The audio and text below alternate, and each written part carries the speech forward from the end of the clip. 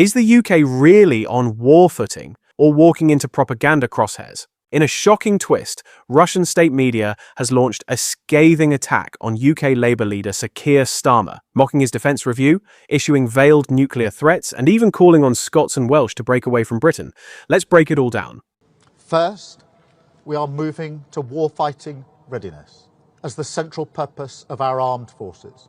When we are being directly threatened by states with advanced military forces, the most effective way to deter them is to be ready.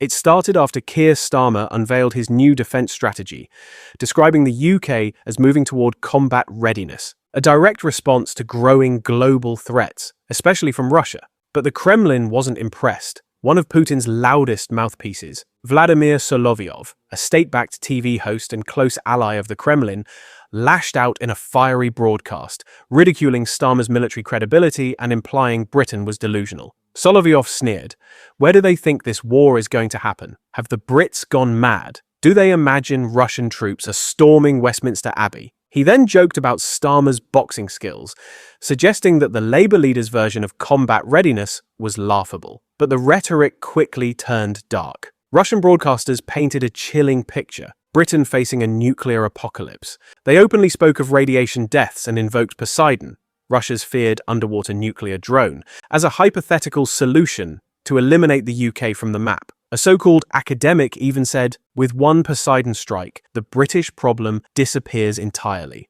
This is not satire. These are public broadcasts, beamed into homes across Russia, feeding the narrative that the West is poking the bear. Then came the divisive message, one aimed not at the UK government, but at the people. Solovyov turned directly to Scotland and Wales, urging them to fight for independence. In English, he said, "Scottish people, you have to fight for your independence." Switching back to Russian, he raged, "These English colonizers have no business on Scottish soil. Starmer, you are not Scottish. You are cattle." A second commentator added that Wales too should consider breaking away. The goal? Undermine British unity from the inside out, a textbook tactic in psychological warfare. In another moment of theatre, Solovyov analysed Starmer's press event, claiming a young woman standing nearby looked visibly disturbed, her face supposedly revealing the truth that Britons doubt Starmer's leadership. Another analyst mocked the event entirely, calling the workers in the backdrop actors, and warning that if Starmer's strategy ever led to war with Russia,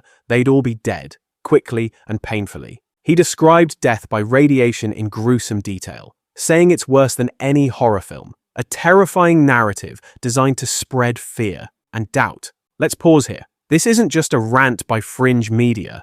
These are Putin-approved broadcasts. They serve a purpose: to influence, to destabilize, and to test Western resolve. The UK's defence posture is being ridiculed, but also taken seriously, because beneath the mockery lies a real message: stay out of our way or face destruction. And by calling for Scottish and Welsh independence, the Kremlin is aiming to splinter British unity, exploiting old tensions for modern geopolitical gain. So here's the real question. Is this just bluster from a regime feeling the pressure of Ukraine's counter-offensives? Or is this part of a calculated escalation, with Starmer's war footing being exactly what Putin wants to provoke? Let us know in the comments. Should the UK take these threats seriously, or is responding only playing into their hands? And don't forget, subscribe for more breakdowns of global power plays, propaganda wars, and the stories that shape tomorrow.